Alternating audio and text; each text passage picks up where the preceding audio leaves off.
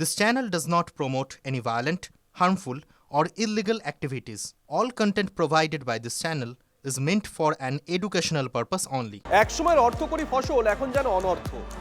আলু চাষ করতে গিয়ে বছর কার্যত সারাশি চাপে পড়েছেন কৃষকরা। আপনি আমি যে আলু 18 টাকা বা 20 টাকায় কিনে খাচ্ছি সেটাই মাঠ থেকে বেরোচ্ছে 4 টাকা বা 5 টাকায়। মাঝখানের টাকা পরে দালাল এদের পকেটে ঢুকছে।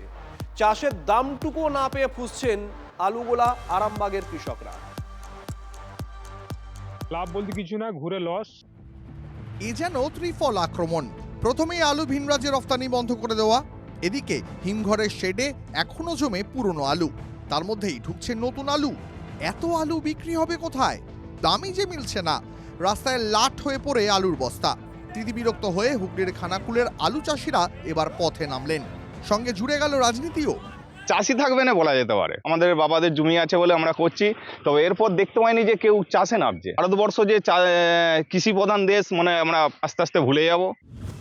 প্রগতিশীল আলু ব্যবসায়ী সমিতির সূত্রে খবর, এবছর হুগলিতে প্রায় 32,000 হেক্টর জমিতে আলু চাষ হয়েছে।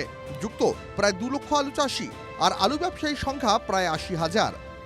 যে জেলায় সরাসরিভাবে 3 লক্ষ মানুষের রুটি রুজি আলুর ওপর নির্ভরশীল, তাদের বাড়িতে হাঁড়ি না চড়ার মতন পরিস্থিতি।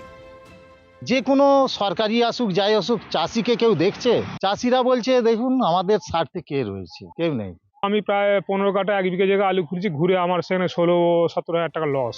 খানাকুলের বাজারে জ্যোতি আলু কেজি প্রতি বিক্রি হচ্ছে 5 টাকায়, কলকাতায় সেটাই 18 থেকে 20 টাকা কেজি।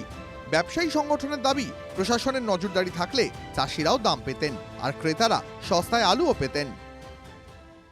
আমাদের বক্তব্য এই ডিফারেন্সটা একটু লক্ষ্য রাখা উচিত দপ্তরে। কৃষকের দাম যেটা পায় তার থেকে বর্তমান বাজারে যেহেতু স্টোর খোলে নেয়, সেহেতু 4-5 টাকা ডিফারেন্স হওয়া উচিত। চাষিদের দাবি, বিঘে পিছু 15,000 টাকার ক্ষতি হচ্ছে। তাদের পাশে দাঁড়িয়ে তৃণমূলকে নিশানা করেছে বিজেপি। এই সরকারের যে অপদার্থতা, এই অপদার্থতার কারণে আজকে চাষিরা সব দিক থেকে বঞ্চিত, অভাবী আলু বিক্রি করছে, যার জন্য আজকে চাষিদের সাথে আমরা রাস্তায় নেমেছি। বিজেপি দল যখন ক্ষমতায় থাকেনি কেন্দ্রে, পেঁয়াজ আলু রাস্তায় ফেলে বিক্ষোভ দেখিয়েছিলেন। আজকে সেই ভারতবর্ষের কৃষক এই বিজেপির বিরুদ্ধে আন্দোলন করছে, তারও নমুনা আছে। রাজ্যে ভালো মানের আলু চাষের জন্য আরামবাগ সহ হুগলির একটা বড় অংশের নাম ডাক আছে। চাষিরা বলছেন, এখনই ব্যবস্থা না নিলে চরম কোনো সিদ্ধান্ত নিতে হবে। প্রশাসনের কানে কি সেই বার্তা পৌঁছেছে? আরামবাগ থেকে তন্ময় বৈরাগীর রিপোর্ট, TV9 বাংলা।